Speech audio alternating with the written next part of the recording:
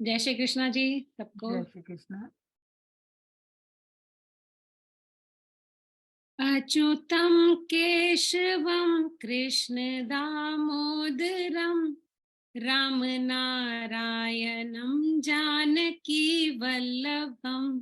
अच्युतं केशवं कृष्ण दामोदरं रामनारायणं जानकी वल्लभम्। कौन कहता है भगवान आते नहीं, कौन कहता है भगवान आते नहीं, तुम मीरा के जैसे बुलाते नहीं, तुम मीरा के जैसे बुलाते नहीं। अच्युतम केशवम कृष्ण दामोदरम रामनारायणम जानकी वल्लभम। कौन कहता है भगवान खाते नहीं, कौन कहता है भगवान खाते नहीं, बेर शबरी के जैसे खिलाते नहीं, बेर शबरी के जैसे खिलाते नहीं। अच्युतम केशवम कृष्ण दामोदरम रामनारायणम जानकी वल्लभम। कौन कहता है भगवान सोते नहीं, कौन कहता है भगवान सोते नहीं, माँ यशोदा के जैसे सुलाते नहीं, माँ यशोदा के जैसे सुलाते नहीं। अच्युतम केशवम कृष्ण दामोदरम रामनारायणं जानकी वल्लभम, नारायणं जानकी वल्लभम, रामनारायणं जानकी वल्लभम। थैंक यू अंजू जी। बहुत ही नाइस। आप हमेशा ही अच्छा बहुत सुंदर बोलते हैं। तो आज का जो टॉपिक है हमारे गुरु भाई डॉक्टर मार्कंडे हुजा जी उस पे विस्तार से हमें समझाएंगे। तो डॉक्टर साहब प्लीज टेक ओवर। जी, thank you Indu ji, thank you Anju ji. आज का विषय, सबसे पहले तो मैं ये बताऊं, हमने ये प्रयास किया लंदन की टीम से इंस्पायर होकर कि हम कुछ इंडिया के भी साथी अपने साथ जोड़ें, परंतु मुझे लगता है कि अभी धीरे धीरे सब लोग जुड़ेंगे या अगली बार से जुड़ने शुरू होंगे। कुछ लोग बिजी भी थे, तो पर मैंने उन्हें कहा कि we are going to start and maybe it is 1 or 2, but slowly and steadily we will be picking up. कोई बात नहीं, आज अभी का तो विषय अभी तो मेजोरिटी हमारे ग्रुप वाले ही हैं इसमें। जी इंस्पिरेशन है ना, which is really nice motivation to see। and motivation आपके ग्रुप ने दी है, लंदन नहीं, so मैनचेस्टर का ग्रुप है डॉक्टर साहब। बिल्कुल। चलो एनीवे, हाँ तो जी, आज का विषय मैंने सोचा गीता को दोबारा से शुरू करें, और आज का विषय मैंने रखा क्योंकि पहला ही धृतराष्ट्र उवाच से शुरू होता है, तो अंधा धृतराष्ट्र। और दूसरे श्लोक में जो दुर्योधन है वो अपने आचार्य के पास जाता है, और जिस ढंग से जाता है और जिस अहंकार से जाता है, इसलिए अहंकारी दुर्योधन और अंधा धृतराष्ट्र। इससे मैंने सोचा कि हम शुरू करें आज से गीता के पहले अध्याय को। पहला श्लोक जो गीता का है उसमें आता है, धृतराष्ट्र उवाच। जी। धर्म क्षेत्रे कुरुक्षेत्रे समवेता युयुत्सव मामकः पांडवश्च किम अकुर्वत संजय। कुरुक्षेत्र की धर्म भूमि पे जब मिले पांडवों से मेरे लाल सब, लड़ाई का दिल में लिए ख्याल, तो संजय बता उनका सब हालचाल। यानी धृतराष्ट्र संजय से पूछना चाहता है। और आप देखो, धृतराष्ट्र को भी भगवान व्यास ने दिव्य दृष्टि देने का आग्रह किया था। सबसे पहले उन्होंने धृतराष्ट्र को ही कहा था कि तुम यदि युद्ध देखना चाहते हो तो मैं तुम्हें ये दिव्य दृष्टि प्रदान कर दूं। परंतु धृतराष्ट्र अंदर से डरा हुआ था। अंदर से उसको मालूम था कि पुत्र वो में तो विनाश की राह पर है, परंतु फिर भी स्वयं दिव्य दृष्टि नहीं ली, संजय को दिलाई और संजय से ये पूछना चाहता है। धृतराष्ट्र जैसे लोग जब तक इस दुनिया में रहेंगे तब तक गीता जैसे ग्रंथों की आवश्यकता हमें हमेशा पड़ती रहेगी, क्योंकि धृतराष्ट्र केवल आंखों से अंधा नहीं था, अपने मन और आत्मा से भी अंधा था। और यदि ऐसा ना होता तो उसकी कामनाएं वासनाएं ही नहीं उठती। यदि धृतराष्ट्र आंखों से अंधा था, कामना फिर भी उठ रही है। कामना उठ रही है कि युद्ध भूमि में क्या हुआ, और इसीलिए पूछ रहा है कि युद्ध में क्या हुआ, उस सारे के हाल को, वृतांत को वो जानना चाहता है। ये बात हमें समझ लेनी चाहिए कि अपनी इंद्रियों का दमन करके, अपने सेंस ऑर्गन्स का दमन करके या उनको दबाकर हम कभी भी अपनी कामनाओं को, अपनी इच्छाओं को, अपनी वासनाओं को, अपनी ऐशनाओं को, अपनी तृष्णाओं को रोक नहीं सकते। इसलिए गीता मन के काबू करने पर, जिसकी चर्चा हमने कल भी की थी क्वेश्चन आंसर सेशन में, कि मन को काबू करने का और मन को काबू करने के तरीके गीता में आगे बताए भी गए हैं। और इसीलिए हमें अपने मन को, इसीलिए कहा गया मन जीते जग जीत, मन के हारे हार है, मन के जीते जीत। मन के काबू करना, धृतराष्ट्र का मन पर काबू नहीं था। धृतराष्ट्र के मन में पुत्र का मोह था, धृतराष्ट्र के मन में अपनों का केवल जिक्र था, इसीलिए मामका पांडवश्च कहता है। अन्यथा छोटे भाई के बेटे भी उसी के बच्चे थे। वो कह सकता था कि मेरे पुत्र जो आपस में लड़ाई करने के लिए खड़े हैं, परंतु फिर भी उसने भेद रखा। और ये भेद बहुत महत्वपूर्ण है आज की फैमिली ट्रेडिशंस के लिए भी। यदि पुरानी हमारी जो ज्वाइंट फैमिली सिस्टम था वो इसीलिए अच्छा था क्योंकि उसमें मामका पांडवश नहीं था। बड़े भाई छोटे भाई सब के बच्चे एक जैसे थे और एक जैसा व्यवहार सबके साथ किया जाता था। परंतु जब से हमने ज्वाइंट फैमिली सिस्टम तोड़ा, तब से ये मामका पांडवश्च की वृत्ति हम सबके अंदर में आई। और ये केवल घर के रिश्तों के लिए नहीं है, इवन इन एन ऑर्गेनाइजेशन। अगर हम मामका पांडवा, मेरे और तेरे की बात करते हैं, एज ए डॉक्टर मैं अपने पेशेंट के बीच में भी मेरे और तेरे की बात करता हूं, तो शायद हमारे जो जीवन के काम हैं उनमें भेद दिखाई देने लगेगा, और तभी हम सबके साथ एक सा व्यवहार नहीं कर पाते हैं, क्योंकि हमारे अंदर मेरे और तेरे की वृत्ति जमी ही रह जाती है। एक बात कि धृतराष्ट्र केवल आंखों से अंधा नहीं था, आत्मा से भी अंधा था।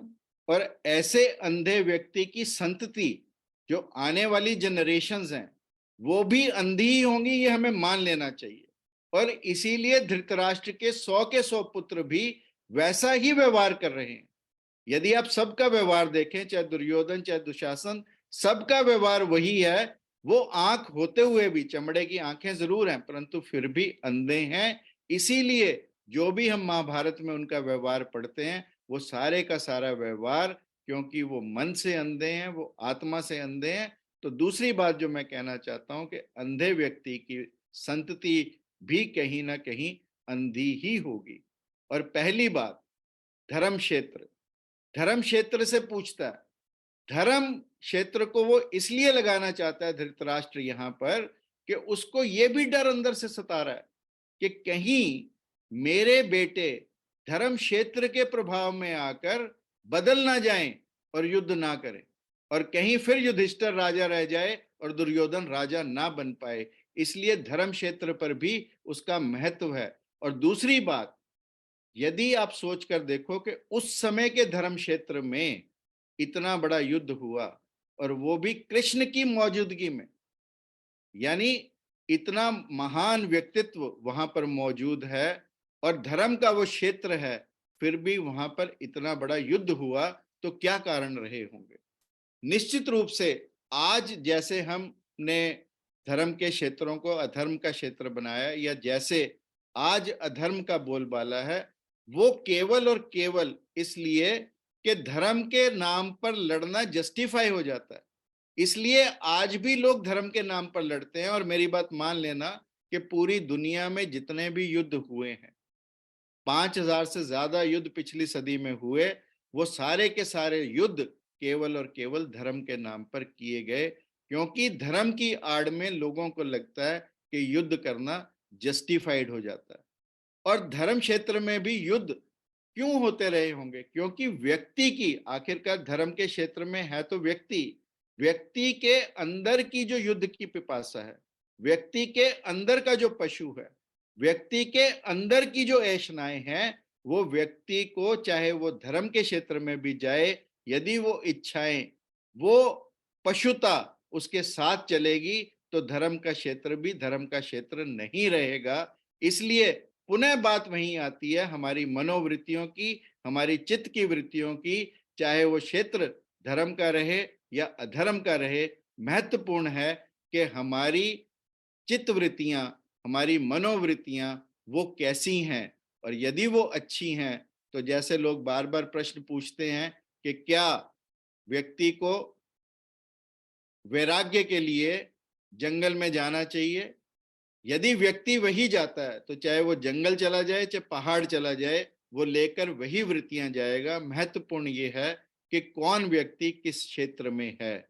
यदि हमारी वृत्तियां ठीक हैं तो जहां पर हम हैं वही धर्म का क्षेत्र रहेगा, और यदि हमारी वृत्तियां बुरी हैं तो चाहे हम धर्म के क्षेत्र में चले जाएं तो भी अपने अधर्म को साथ लेकर ही जाएंगे।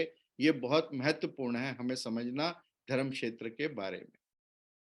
और फिर संजय के बारे में भी लोग कई अक्सर प्रश्न पूछते हैं कि क्या संजय एक मिथक है, क्या कि कोई व्यक्ति इंद्रप्रस्थ में बैठा कुरुक्षेत्र के युद्ध का हाल ऐसे बयां कर सकता है? परंतु साइंस में एक ईएसपी, डॉक्टर्स भी हैं, मैम बैठे हैं, ESP is a term which is called extra sensory perceptions. ESP बहुत लोग गेन कर सकते हैं विद प्रैक्टिस, और योग में भी ये शक्तियां बताई जाती हैं जिसके माध्यम से लोग extra sensory powers, extra sensory perceptions gain कर सकते हैं, जिन्हें हम, जैसे मान लो देखने की वो शक्ति है एक्स्ट्रा, तो we call it clear voice. सुनने की शक्ति है तो we call it clear audience, यानी वो व्यक्ति जरूरत से ज्यादा सुन सकता है। और अभी 2006 तक अमेरिका में एक व्यक्ति ऐसा जीवित भी था जिसका नाम टेड सीरियो था, जिसके बारे में कहते हैं कि दुनिया में कहीं भी कुछ भी घटित हो उसकी पिक्चर्स उसकी आंखों में आ जाती थी। So these extra sensory perceptions are very common.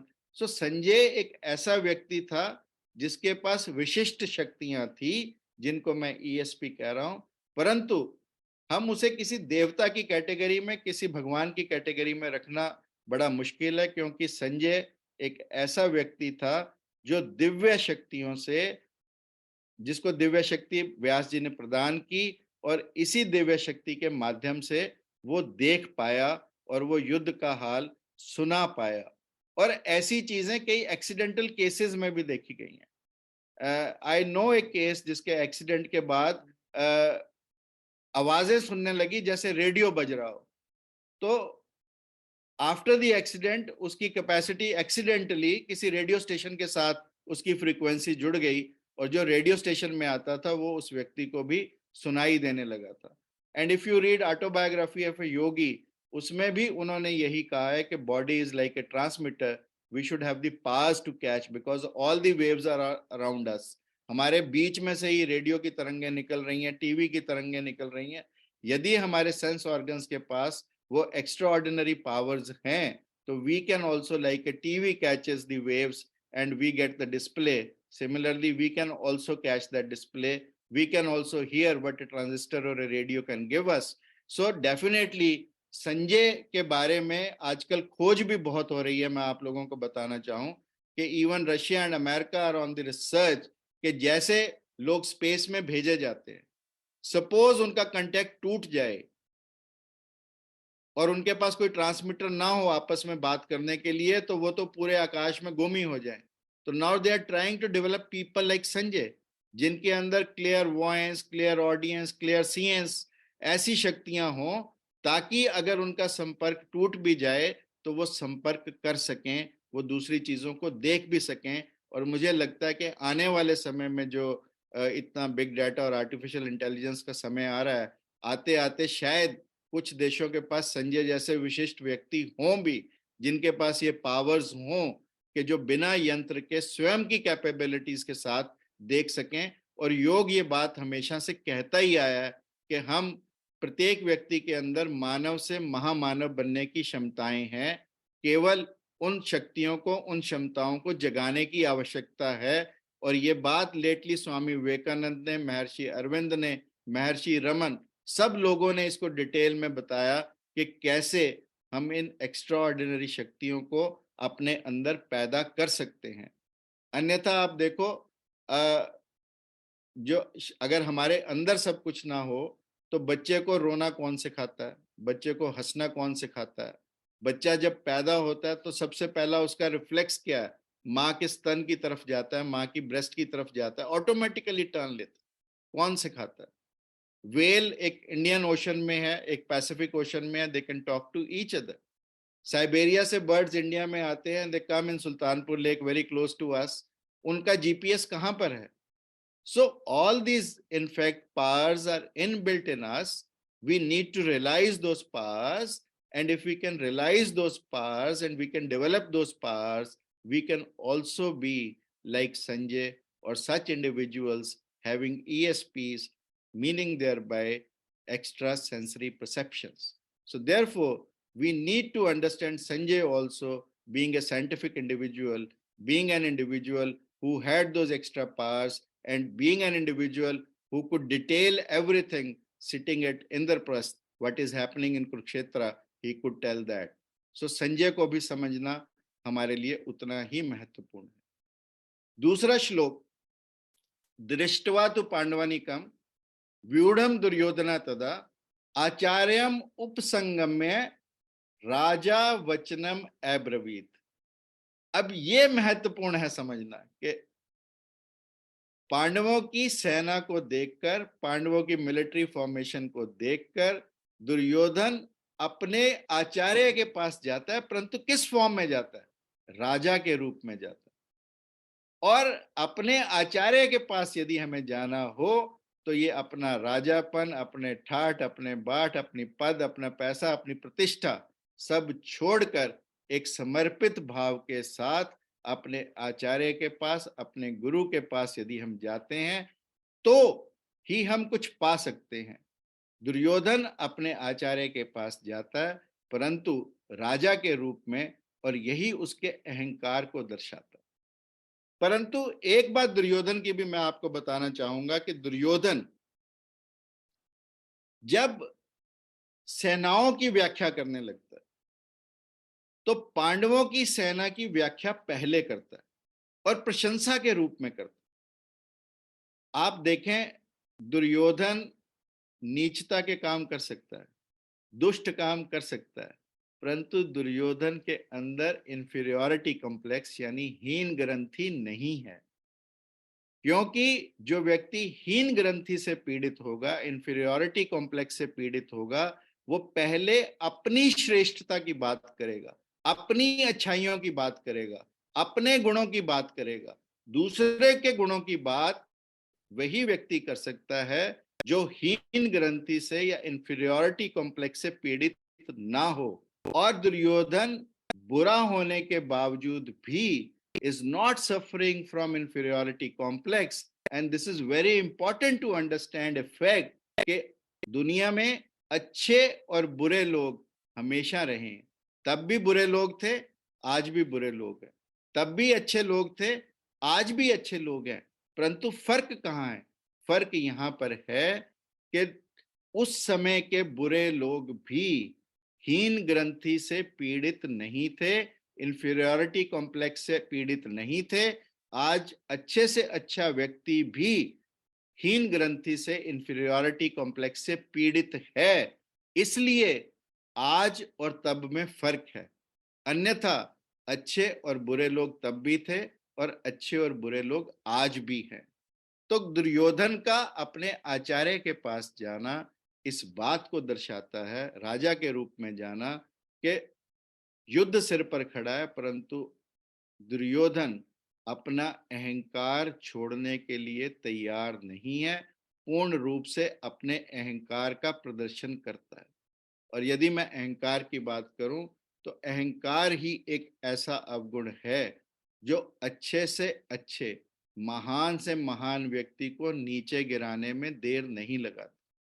मैंने सुना कि एक मूर्तिकार था, मूर्तियां ऐसी बनाता था, स्कल्प्टर ऐसा था कि जो मुंह से बोलती, और सब लोग उसकी मूर्तियों की प्रशंसा करते थे। जब मृत्यु का समय आया, यमदूत लेने आए, तो उसको लगा कि इनको तो धोखा दे सकता है। उसने वैसी की वैसी अपने जैसी 10 मूर्तियां बनाई, और उन 10 मूर्तियों के बीच में 11वां एज इट इज खड़ा हो गया। यमदूत आए, बड़े शशोपंज में, बहुत कंफ्यूज कि इनमें से कौन सा असली होगा, कैसे ले जाएं। वापस चले गए यमराज के पास। तो यमराज ने कहा, देखो, आखिरकार इंसान है, कोई ना कोई कमी तो होगी, और ऐसा कोई इंसान नहीं है जिसकी आप थोड़ी सी बुराई या अच्छाई करो तो वो रिएक्ट ना करे।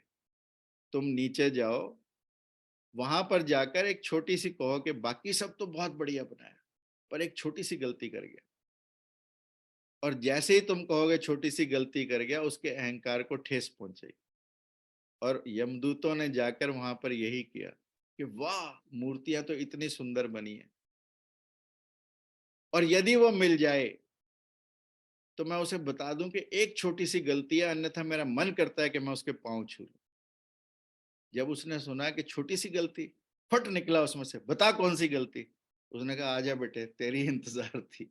यानी उसको उसका अहंकार ले डूबा। अहंकार से व्यक्ति जब भी पीड़ित होगा, अहंकार डुबोने में कोई कसर नहीं छोड़ेगा। रावण को उसके अहंकार ने डुबोया, कंस को उसके अहंकार ने डुबोया, हिरण्यकश्यप को उसके अहंकार ने डुबोया।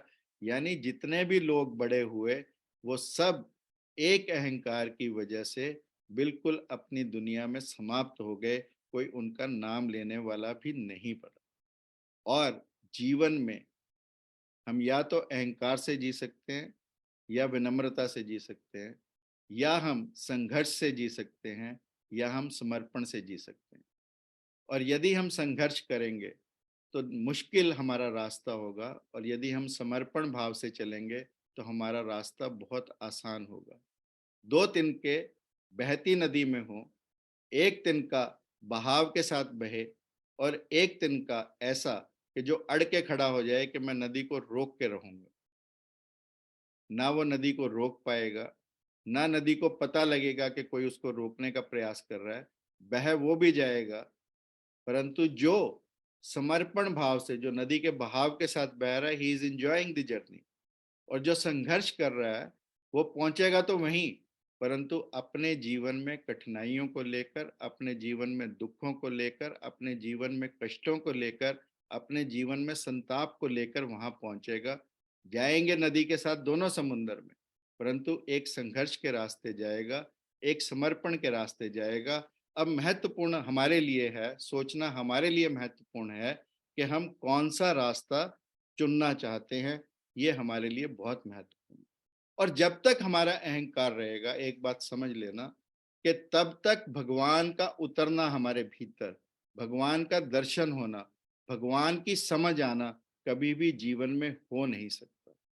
एक विल हमारा है, मैं है, और एक विल अज्ञात या परमात्मा का। यदि आप साइंटिस्ट को भी देखेंगे, जितने भी वैज्ञानिक हुए हैं या जितनी भी वैज्ञानिक खोजें हुई हैं, वो तभी हुई हैं जब मैं नहीं था। यानी जब अव्यक्ति था, जब वह व्यक्ति मौजूद नहीं था, तब वो खोजें हुई हैं।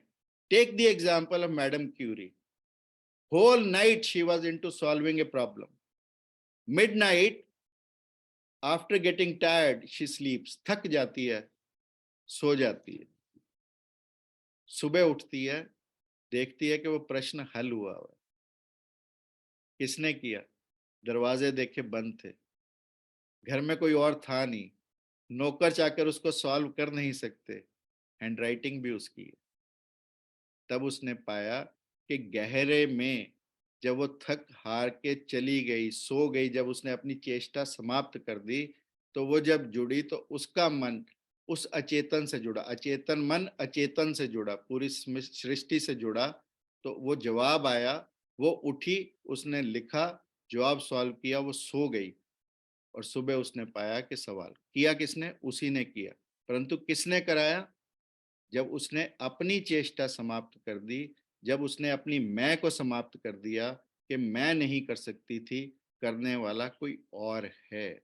इसी तरह से आर्किमिडीज, राजा ने सोने के आभूषण दिए जो उसे गिफ्ट मिले थे कि सोना है या नहीं है, करता रहा सॉल्व, बड़ी कोशिश की, बड़े तरीके ढूंढे, परंतु अचानक से टब में लेटा था और एकदम भागा, यूरेका यूरेका करता हुआ। नंगा आर्किमिडीज भाग रहा सड़क पर।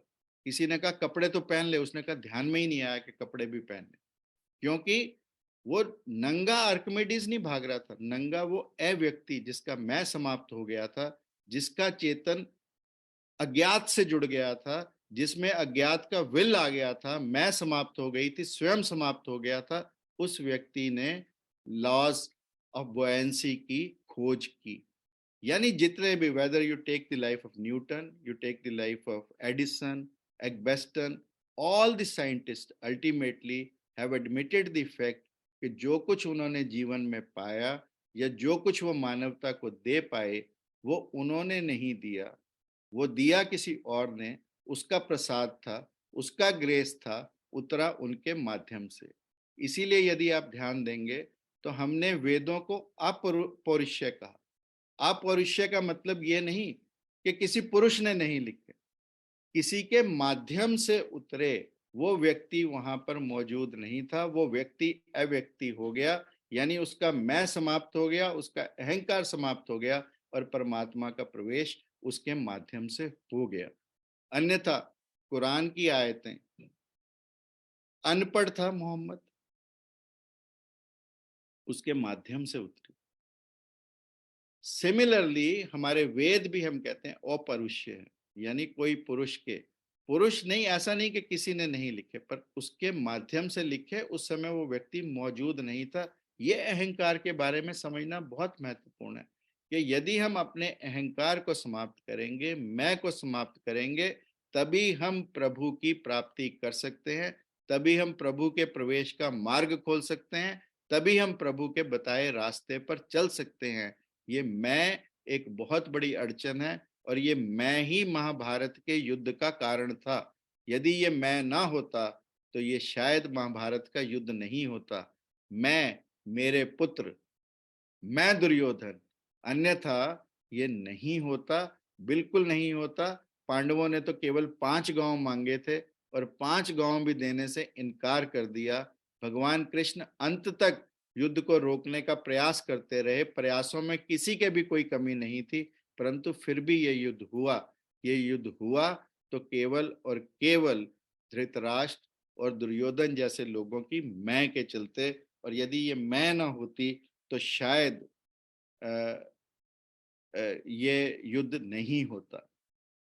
और तीसरी बात मैं ये कहना चाहता हूँ कि हम सब पढ़े लिखे लोग हैं, सब ज्ञानी लोग हैं, सबको कहीं ना कहीं कुछ ना कुछ आता है, अपने अपने फील्ड के सब मर्मज्ञ हैं, सब माहिर हैं, परंतु कभी भी हमें अपने ज्ञान का अहंकार नहीं करना चाहिए। जो व्यक्ति अपने ज्ञान का अहंकार करता है वो हमेशा हमेशा डूबता ही है। मैंने एक छोटी सी कहानी सुनी, और वो तो हरियाणा में तो चुटकुला भी है वो, कि एक प्रोफेसर साहब थे, एक नाव में बैठे, पढ़ लिख कर अपने गांव गए तो नाव क्रॉस करनी थी, नाव से नदी क्रॉस करनी थी, तो नाव में बैठे तो नाविक से पूछने लगे जो नाव चला रहा था कि तेरे को मैथमेटिक्स आती है? उसने कहा साहब हमारा मैथमेटिक्स से क्या काम। कहता तेरी 25% लाइफ गई। फिर थोड़ी देर में पूछा तेरे को फिजिक्स आती है? उसने कहा साहब हमारा फिजिक्स से क्या काम। कहता तेरी 25% और गई। फिर उसने कहा बायोलॉजी आती है? उसने कहा सर मेरा बायोलॉजी से क्या काम। कहता तेरी 75% गई। इतने में नदी में बहाव तेज हुआ, नाव डोलने लगी, तो उस नाविक ने कहा प्रोफेसर साहब तैरना आता है? उसने कहा तैरना तो नहीं आता। कहता तेरी 100 की 100 गई। यानी तैरना आना बहुत महत्वपूर्ण है। इस जीवन रूपी नैया से अपने आप को पार लगाने के लिए, इस भव सागर से अपने आप को पार करने के लिए हमें इस ज्ञान का अहंकार ना हो, इस ज्ञान का, सही ज्ञान का हमें ज्ञान हो, जो हम इकट्ठा करते हैं, ये कहीं ना कहीं इसे अविद्या कहा गया। स्वामी विवेकानंद ने भी इसे सब कुछ को अविद्या कहा। परंतु विद्या, जिसे असली का ज्ञान यानी अपने भीतर का ज्ञान हमने माना, सा विद्या या विमुक्ति, विद्या वह जो हमें मुक्ति दिलाए। तो वो मुक्ति के मार्ग पर यदि हमें अग्रसर होना है तो हमें उस विद्या को जानना है, उस तत्व को जानना है। परंतु उस तत्व को जानने के लिए अपने मैं को समाप्त करना, अपनी मैं की मौजूदगी को समाप्त करना, ये हमारे लिए अत्यंत महत्वपूर्ण है। और जिस दिन हम ये जानेंगे उस दिन निश्चित रूप से हमारा जीवन अच्छा होगा। आज के लिए मुझे लगता है इतना ही बहुत, कि हमें अंधा धृतराष्ट्र और अहंकारी दुर्योधन से अपने जीवन में क्या सीखना चाहिए, संजय के जीवन से क्या सीखना चाहिए, मामका पांडवस से क्या सीखना चाहिए, धर्म क्षेत्र हमारे लिए क्या होना चाहिए, इन सब की जितनी मुझे पता थी उतनी व्याख्या मैंने आप लोगों के आगे रखी। बाकी आप सब लोग विद्वान हैं, आप सब अपनी अपनी व्याख्याएं कर सकते हैं, क्योंकि गीता ग्रंथ ही ऐसा है जिसकी जितनी व्याख्याएं की जाएं उतनी थोड़ी हैं। हर व्यक्ति की अपनी व्याख्या, हर व्यक्ति के अपने विचार हो सकते हैं। हमारा किसी से कोई भेद ना हो, सबके विचार। स्वामी विवेकानंद ने अपने अंतिम दिन कहा था, let noble thoughts come from all the sides, and we are here to share all the noble thoughts which are coming from all you people. Thank you very much for listening me patiently. और अपना वक्तव्य समाप्त करने से पहले आप सबके भीतर बैठे उस कृष्ण को, उस तत्व को प्रणाम करता हूँ जिसने हमें यहाँ सबको इकट्ठा किया, हमें सबको चर्चा करने के लिए सक्षम बनाया। थैंक यू डॉक्टर साहब, बहुत ही अच्छे ढंग से आपने विस्तार से सबको समझाया, and I am sure it will be useful for everybody. तो कपिल जी, आप कुछ बोलना चाह रहे हैं तो अनम्यूट कर लीजिए प्लीज, अनम्यूट कर लीजिए पहले।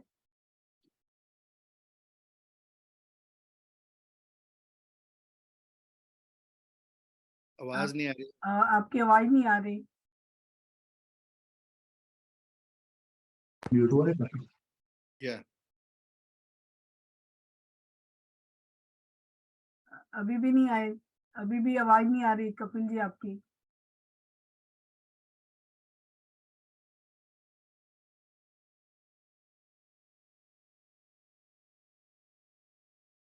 कपिल जी अनम्यूटेड है हमारी तरफ से? हाँ जी, अनम्यूट है लेकिन आवाज नहीं आ रही उनकी। Maybe if you try to leave the meeting and then start come again, it No, might rectify. No, अब आ now गई, it's audible. Now uh you are अब आ रही audible. है? हाँ Yes, जी, yes. अब आ रही हेलो, है। आ रही है? जी जी जी आ रही है। हाँ, डॉक्टर साहब, जी। दुर्योधन के सारे पुत्रों में कोई भी उनके साथ नहीं था, पांडवों के साथ? था ना एक। बस वही मैं पूछना चाहता हूँ कि वो कैसे बच गया? राष्ट्र के पुत्रों में से रावण की लंका में भी एक विभीषण। वो कैसे बच गया? वो विपरीत कैसे है ना? देखिए, एक सवाल है।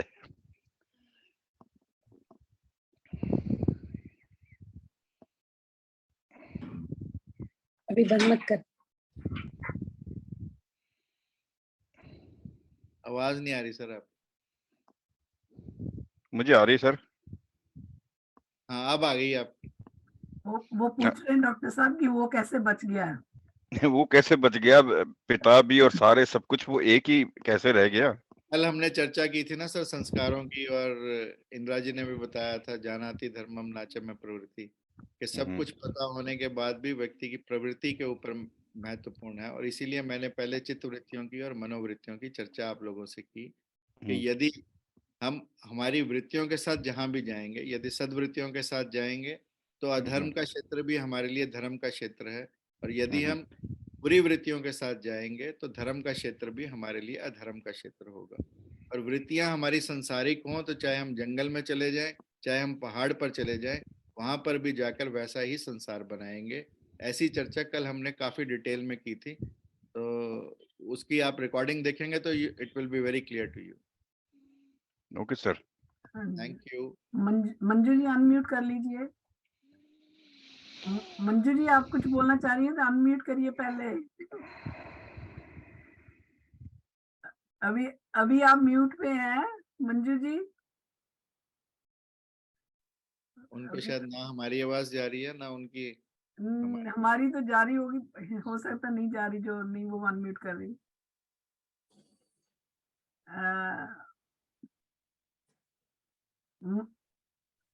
मंजू जी अनम्यूट करिए पहले अपना।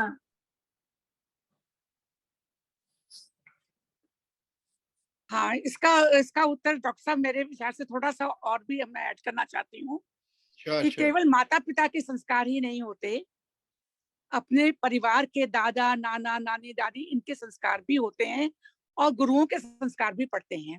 तो उसको परिवेश को मिला, परिवेश मिला, पिता वैसा मिला, दादा वैसा मिला, लेकिन गांधारी जिस परिवार से आई थी, ये ठीक है उसने अपने आंखों में पट्टी बांध के उसने भी अपने आप को अंधा बना लिया, लेकिन उसको संस्कार अच्छे मिले हुए थे। तो इस कारण से वो उस पुत्र में वो संस्कार जो थे वो ज्यादा प्रभावशाली रहे, इस कारण से वो दुर्योधन के अधर्म को स्वीकार नहीं कर पाया, मेरे विचार से। Absolutely right. Yes yes. हाँ जी हाँ जी, डॉक्टर डॉक्टर सम्राट। सम्राट जी अनम्यूट कर लीजिए। अशोक सम्राट जी अनम्यूट करिए। हाँ जी। वो युजुत्सु था, जी युजुत्सु था।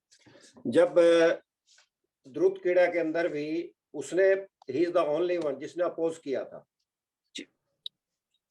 और जब युद्ध हुआ था, तो युद्ध होने से पहले भगवान कृष्ण ने कहा था कि युद्ध होने से पहले जो युद्ध नहीं करना चाहता वो युद्ध से बाहर जाना चाहे अभी जा सकता है, वो चला गया। या जो कौरवों से पांडवों में आना चाहता है या पांडवों से कौरवों में जाना चाहता है तो वो भी इस युद्ध के शुरू होने से पहले आ सकता है। तो उस समय केवल एक युयुत्सु था, युयुत्सव, जी दुर्योधन का पुत्र, उसका धृतराष्ट्र का पुत्र। धृतराष्ट्र का पुत्र, जो कौरवों को छोड़ के पांडवों में आया था। ये वो पुत्र था जो बचा है केवल। और जहां तक आपने द्रोणाचार्य की बात की है, मैं एक बात और भी स्पष्ट करना चाहूंगी कि इतिहास के अंदर दो गुरु विशेष प्रसिद्ध हुए, वशिष्ठ और द्रोणाचार्य। जी जी। लेकिन द्रोणाचार्य क्योंकि स्वार्थ के कारण से अपने पद से गिर चुके थे, इस कारण से उनको कभी सम्मान नहीं मिला, उन्होंने अधर्म का साथ दिया। और वशिष्ठ वो गुरु थे जिनके आने पर चाहे दशरथ हो और चाहे राम हो स्वयं खड़े हो जाते थे। इसी कारण से जो सम्मान एक निस्वार्थी परोपकारी गुरु को मिलता है, वो सम्मान एक स्वार्थी और अधर्म का साथ देने वाले गुरु को कभी मिल नहीं सकता। हालांकि वो अपने समय के सबसे बड़े योग्य शस्त्र विद्या के ज्ञाता थे। एक और भी कारण था जी कि उससे पहले किसी भी आचार्य ने अपनी शिक्षा को बेचा नहीं, बेचैन। हाँ, वही यही मैं कहना चाह रही हूँ। He is the first man। क्यों हमारे यहाँ हाँ जी। जितनी भी गुरु परंपरा थी उसमें निःशुल्क शिक्षा दिए जाती, निःशुल्क शिक्षा थी। Dronacharya is the first person। नहीं, हमारी प्रथा ही शिक्षा और दीक्षा की थी, साथ में दीक्षा शब्द भी था। तो he is the first person जिन्होंने अपने इस भाव को बेचा था, जिसकी वजह से उनको वो सम्मान नहीं मिला सब कुछ के अंदर। जी सर और आज वो भी पुत्र प्रेम में उसी प्रकार हाँ, से अंधे थे। पुत्र जिस प्रेम भी प्रकार था, से लेकिन धृतराष्ट्र उनका अंधा था। मेन कारण था कि वो अपने जो दोस्त था उनका, जो द्रुपद थे, उससे बदला लेने के लिए उनको कोई ऐसा प्लेटफॉर्म चाहिए था, उनको जी। कहीं मिल नहीं रहा था, तो उन्होंने वो प्लेटफॉर्म कुरुक्षेत्र अपना यहाँ कुरु भूमि के अंदर आके पाया था। जी अगले श्लोक में डॉक्टर साहब इसी की चर्चा करेंगे जब आएगा ना, तब शिष्येण धीमता, तीसरे श्लोक में, जब दुर्योधन जाके आचार्य को कहेगा पश्यताम पांडु पुत्रा नाम, तब आएगा तब शिष्येण धीमता, तब वो उनको कटाक्ष के रूप में कहेगा, जिसकी चर्चा हम अगली उसमें करेंगे। आपने अभी डॉक्टर साहब एक बड़ी छोटी अच्छी बात कही थी कि मन परिवर्तन की बात जी। तो उसके अंदर हमने एक छोटी सी कथा सुनी है बुल्ले शाह जी की, अगर आप आज्ञा दे तो मैं करूं। जरूर करिए जी, जरूर करिए। बुल्ले शाह का नाम आप सबने सुना होगा जी। एक बहुत अच्छे संत हुए हैं पंजाब के अंदर। तो एक बार साउथ में किसी महापुरुष को पता चला कि उनका मन था कि मैं प्रभु को कैसे पाऊं, तो उसके लिए उन्होंने साउथ के अंदर, ईस्ट के अंदर, नॉर्थ वेस्ट के अंदर काफी कोशिश की, लेकिन उनके प्रश्न का उत्तर उनको कहीं नहीं मिल रहा था। वहां से चलते चलते वो पंजाब आ गए। पंजाब आके उनको पता चला कि बुल्ले शाह यहाँ से कुछ दूरी पर रहते हैं, तो उन्होंने किसी उसी गांव के आदमी से पूछा कि मुझे बुल्ले शाह जी से मिलना, कहाँ मिलेंगे? उन्होंने कहा थोड़ा सा आप आगे चले जाइए। वो भी काफी विद्वान थे, वो गए, कुछ दूर आगे चल के फिर उन्होंने पूछा बुल्ले शाह कहाँ मिलेंगे? उन्होंने कहा थोड़ी और आगे चले जाइए। जब वो बुल्ले शाह जी के पास पहुंचे तो उन्होंने कहा जी बुल्ले शाह जी से मिलना है। बुल्ले शाह जी अपने काम में लगे हुए थे। उस समय क्या था, एक ये ऑनियन होता है ना, प्याज, वो उसकी प्याज की पौध को लगाया जाता है। पहले प्याज की पौध लगाई जाती है, उसको उतार के दूसरे फील्ड में लगाया, तब उसका प्याज बनता है। तो उसको लगा के उठार के इधर कर रहे थे। उन्होंने पूछा, उन्होंने एक बार पूछा, उन्होंने बताया नहीं। दूसरी बार फिर पूछा बुल्ले शाह जी से, तो उन्होंने फिर कोई जवाब नहीं दिया। वो नाराज होके आगे चले गए, वो महापुरुष जो बुल्ले शाह जी को मिलने आए थे।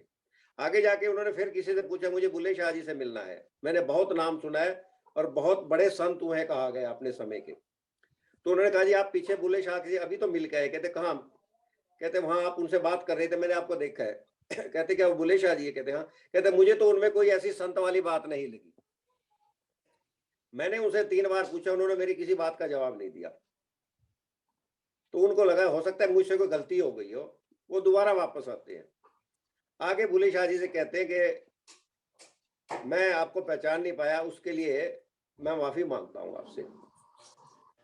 मुझे एक ही बात पूछनी है कि प्रभु को पाने का सबसे सुगम रास्ता क्या है, सबसे आसान रास्ता क्या है? उन्होंने क्या किया, वो प्योद लगा रहे थे, उन्होंने इधर से प्योद उखाड़ी और दूसरी तरफ खेत में लगा दी और फिर अपने काम में लग गए। वो काफी देर बैठे रहे, उनको समझ नहीं आया। कुछ देर के बाद उन्होंने फिर वही प्रश्न किया कि मैं आपके पास इतनी दूर से आया हूँ, साउथ से चल के आया हूँ, हजारों मील चल के आया हूँ, कितने दिन से चल रहा हूँ, केवल आपका नाम सुना था कि इतने बड़े संत हैं, वो आपके इस प्रश्न को अच्छी तरह बता सकते हैं, और आपसे मैंने प्रश्न पूछा है, आपने मेरे को उत्तर नहीं दिया। मेरा छोटा सा ही प्रश्न है कि प्रभु को पाने का सबसे सुगम आसान रास्ता क्या है? उन्होंने फिर दूसरी दफा उसको उठाया और दूसरी तरफ लगा दिया और फिर अपने काम में लग गए बुल्ले शाह। अब उनको थोड़ा गुस्सा आ गया। तो बुल्ले शाह जी कहने लगे जी हमने आपसे प्रश्न किया। बुल्ले शाह कहने लगे मैंने आपको बता दिया है, आपको समझ नहीं आई। कहते नहीं, आपने तो मेरे से कोई वार्तालाप भी नहीं की, आपने मेरे प्रश्न का कोई जवाब नहीं दिया, आप अपने काम में लगे हुए हैं। अब तीसरी देर काफी देर बैठे, शाम होने वाली हो गई। उन्होंने सोचा मुझे वापस भी जाना है, या रहने का कोई स्थान भी नहीं है। बड़ा गुस्सा आया, तो गुस्से में उन्होंने बुल्ले शाह से कुछ हो सकता है गलत शब्द भी कह दिए हो या कुछ। तो उन्होंने फिर तीसरी बार फिर कहने लगे अगर आपने नहीं बताना ना बताइए, लेकिन कम से कम मुझे ये तो कहिए कि मेरे को नहीं आता, मैं चला जाता हूँ। बुल्ले शाह ने जी फिर उठाया, फिर तीसरी बार फिर जो प्रोसीजर पहली बार किया, दूसरी और तीसरी बार फिर किया। अब वो बहुत गुस्से में आ गए। गुस्से में आके उन्होंने कहा कि अच्छा तुम नहीं बताना चाहते, ना बताओ, आपसे तू से तू पे आ गए हो। वो वापस जाने लगे। तो बुल्ले शाह को साथ वाले किसी पड़ोसी ने कहा कि जब बुल्ले शाह जी बता रहे हैं कि मैंने आपको बता दिया, तो आपको उनको पूछना चाहिए। उन्होंने कहा क्या? बुल्ले शाह ने उस समय एक वो बात कही जो आप काफी सुनी भी होगी। बुल्ले शाह ने कहा था रब दा की पाना, इत्थों पुटना ते इत्थे लाना। रब दा की पाना, इत्थों पुटना ते इत्थे लाना। केवल मन की एक टर्न देनी है आपने, संसार से हटा के आपने प्रभु की तरफ लाना है। ये सबसे एक सिंपल सा रास्ता, इससे सिंपल कोई रास्ता नहीं हो सकता। बुल्ले साहब का वचन है डॉक्टर साहब, जे रब मिलदा जंगल वेले जंगल मिलदा कामा बचियां, जेवल जा रब मिलदा रात जागियां, मिलदा चाम चड़कियां, जे रब नात्यां तोतियां, मिलदा मीर मसीना, बुल्ले शाह रब ओनू मिलदा नीता जिन्हां दियां अच्छियां। बिल्कुल बिल्कुल। तो इस तरह के संत हमारे वो हैं, तो उनकी तो एक अलग विलक्षण प्रति है, जो अभी डॉक्टर साहब शुरू से जिस जहां से शुरुआत की थी वो इस बात थी। जी thank you sir. Thank you जी। सर प्रॉब्लम और ये है किसी पूरे ने- वर्ल्ड के इस वक्त प्रॉब्लम ये है कि हर चीज को बिजनेस बना दिया गया है, जी और जहाँ बिजनेस होता है वहाँ स्वार्थ होता है, जहाँ स्वार्थ होता है वहाँ परमात्मा हो ही नहीं सकता। जी बिल्कुल ट्रू। इस टाइम वर्ल्ड की यही प्रॉब्लम है हर जगह, कहीं भी जाओ, चाहे आप बेल्जियम हो, मैं बेल्जियम में बैठा हूँ, आप इंडिया में हो, अमेरिका में, कहीं भी, ये बड़ी बड़ी कंपनियों में एक स्वार्थ ऐसा बना दिया है, जबकि हमारी शिक्षा प्रणाली में स्वार्थ नाम की जगह ही नहीं थी, तभी तो आप बिजनेस नाम की साहित्यकार हो, जगह ही नहीं थी। तभी तो आप एक्टर हो, तभी साहित्यकार हो, तभी लेखक हो, तभी कवि हो, है ना? सर ये परमात्मा की कोई देखो, हो ये सकते हैं। ये परमात्मा की कृपा होती है उन्हीं के ऊपर, जो इनको वो चुनता है। हम सब जो मिले हैं, हमारे को चुना गया है उसने, जी। नहीं बिना तो उसके कोई कुछ नहीं लिखना है। सिखा नहीं सकता कोई। सर जो आप बोलते हैं वो आपको कोई सिखा नहीं उतरता है, सकता, आपको मिला है, गॉड गिफ्ट है उतरता है सर, उतरता है। हम तो ये। माध्यम आपकी रूह में कोई बोलता है, हम नहीं बोलते, हम लिखते नहीं है, कोई लिखवाता है, ट्रू। ये हकीकत है। और हम सब जो इकट्ठा हैं वो इसी वजह से हैं, क्योंकि हमारी रूहें सारी एक जैसी हैं, आत्मा एक जैसी हैं। हम सब एक निष्काम कर्म कर रहे हैं और ये यज्ञ है, ये असली यज्ञ है, बिना आहुति दिए यज्ञ है, जो कि और हम सत्संग के रूप में कर रहे हैं। बिल्कुल, और ये मतलब गॉड गिफ्ट है आपको सबको, जो भी आप बैठे हैं सब गॉड गिफ्ट है ये, मतलब कि आप कहीं से सीख के नहीं आ सकते। गुरु से आप सिर्फ अच्छा बेहतर बना सकता है आपको गुरु, आपको सिखाने से आपको बेहतर कर सकता है, लेकिन लेके पैदा होते हैं आपके वो संस्कार, और आप लेके पैदा हुए हैं उन चीजों को। आपका शुभ नाम सर? मेरा नाम कपिल कुमार है सर, मैं बेल्जियम बेल्जियम से में हूँ। रहते हैं। हाँ जी, गुरुजी, मेरे देखो, गुरु मैं रसायन तकरीबन विज्ञान 28 साल हो गए यहाँ पे मेरे को, 28 और ईयर्स। सम्राट, जब हम बेल्जियम और यूरोप का प्रोग्राम बना रहे थे, तो कपिल जी उनमें एक महत्वपूर्ण कड़ी थे। जी जी जी। तो कोविड की वजह से हो नहीं पाया। अरे कोई गुरुजी भी आए हुए हैं। आप ऑन वो भी एक प्रभु इच्छा है। वो भी एक वो प्रभु। भी एक अरे प्रभु सर, मार्कंडे जी को तो मतलब कि मेरे रूह में उतरे हुए हैं, जब मैं उनको सुनता हूँ ना तो तन में हो जाता हूँ, जैसे आंख बंद करके कोई सुने जाए ना, जितना भी सुन सकता हूँ इनको मैं, बिल्कुल जो पहली बार सुना था और आज तक। He is great. वेरी, मतलब कि मैं कहता हूँ कि एक दिल को जो छू जाती है ना बात, इनके जो कहने का तरीका और समझाने का तरीका है वो है। और मैडम भी बैठी हैं, मैडम नमस्कार। नमस्कार जी, अंजलि जी, नमस्कार और ये जो गाते हैं, और अभी मैंने सुना तो मतलब कि दिल तक उतरती हैं चीजें। और हम सब शायद इसीलिए इकट्ठा हैं कि मतलब कि हमारा को परमात्मा ने कुछ एक्स्ट्रा दे के भेजा है कुछ करने के लिए। परमात्मा का शेर सुना दो ताकि हम एंड करें एक अच्छे नोट के साथ। हम बहुत भाग्यशाली हैं जी, जो हमें ये मौका मिल जी रहा कोई है। सुना दो जो रोज पोस्ट करते हो आप। कपिल जी, सुना देता हूँ।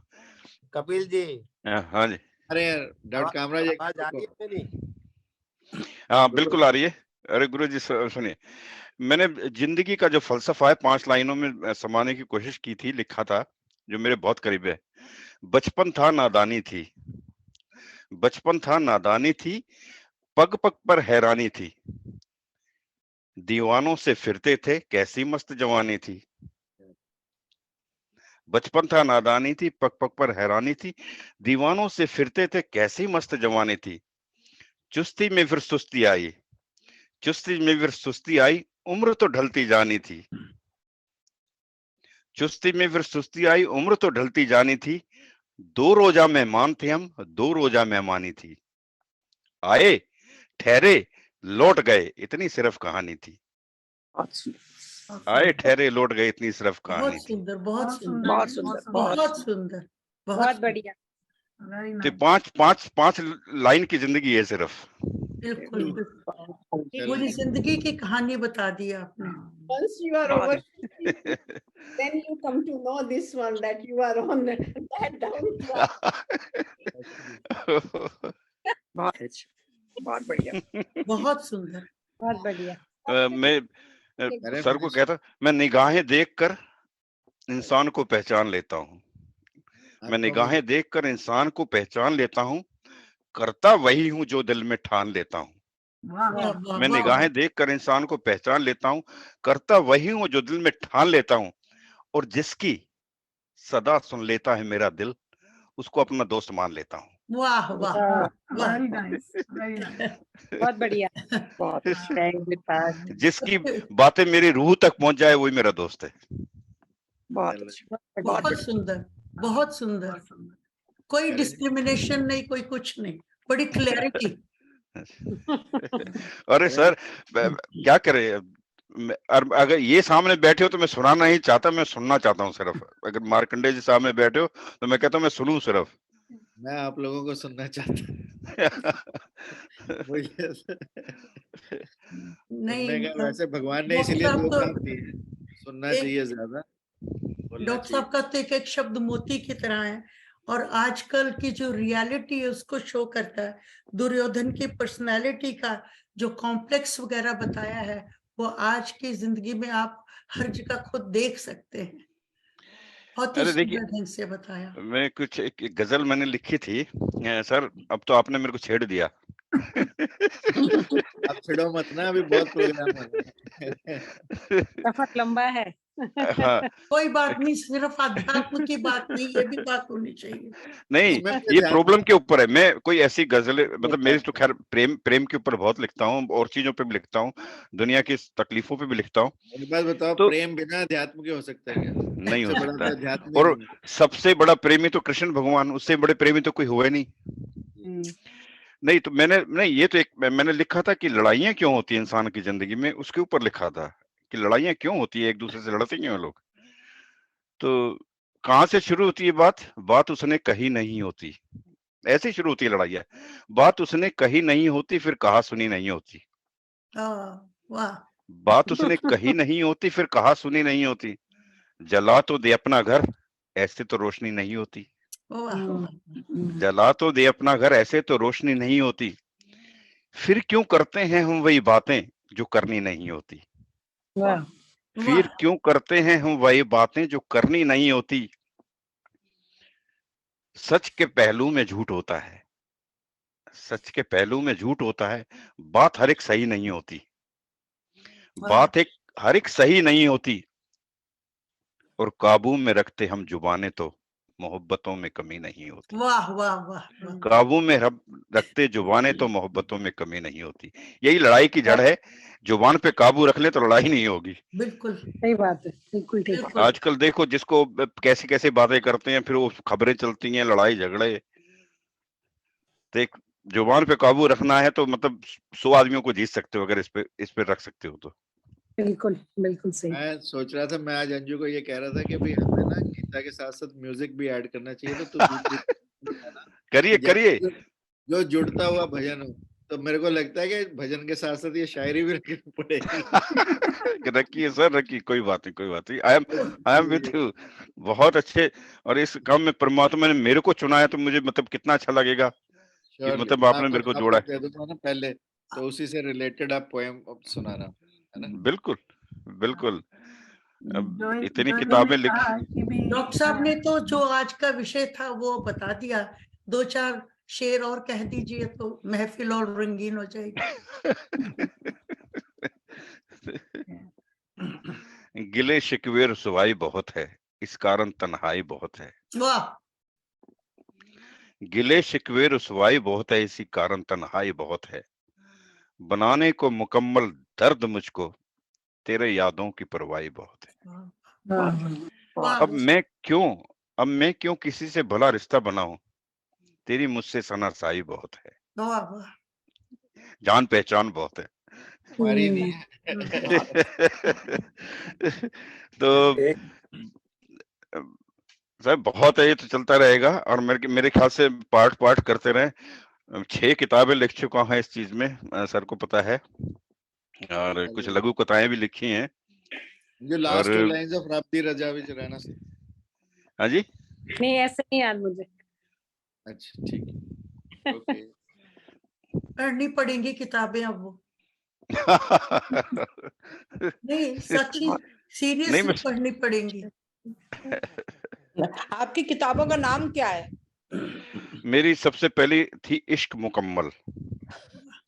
इश्क मुकम्मल मतलब कि जब मैंने वो बुक लिखी, तो इंडिया में एक टीवी न्यूज खबर में चैनल पे गया था, तो उन्होंने बोला सर इश्क मुकम्मल तो नाम आपने लिखा है अपनी बुक का, लेकिन इश्क मुकम्मल तो होता ही नहीं है कभी। जाप लैला मजनू लो, हीरा रांझा लो, इश्क मुकम्मल कभी हो ही नहीं सकता है। आपने ये नाम ही गलत रखा है बुक का। मैंने कहा सर मैंने नाम गलत नहीं रखा है, आप गलत सवाल पूछ रहे हैं। बोले सर कैसे? मैंने कहा इश्क मुकम्मल ही होता है, माँ और बेटे का। परमात्मा को और आत्मा का ये मुकम्मल रिश्ता है। इश्क मुकम्मल में ये इसलिए लिख अपने बुक का नाम लेके आया हूँ। मेरा वो वाला इश्क नहीं है लैला मजनू वाला, मेरा इश्क मुकम्मल परमात्मा और आत्मा का है और माँ और बेटे का है, जो हमेशा मुकम्मल होता है। साथ में जोड़ दिया तो उसको। उन्होंने हाथ जोड़े, कहते सर मैं मान गया आपकी बात को, आपने सही रखा है नाम। मैंने कहा, तो पहली इश्क मुकम्मल थी। और फिर मैंने इंग्लिश में एक लिखी थी गोल्डन टीयर्स, और हिंदी में सुनहरे अश्क आई थी। बेपनाह है मेरी बुक का नाम। और उसके बाद आई थी एक